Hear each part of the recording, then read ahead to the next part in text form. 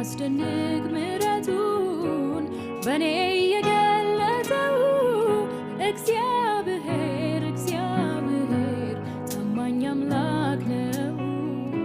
እግዚአብሔር መልካም አምላክ ነው።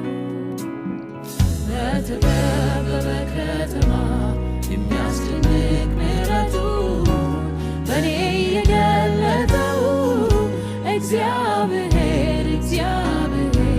ታማኝ አምላክ ነው። እግዚአብሔር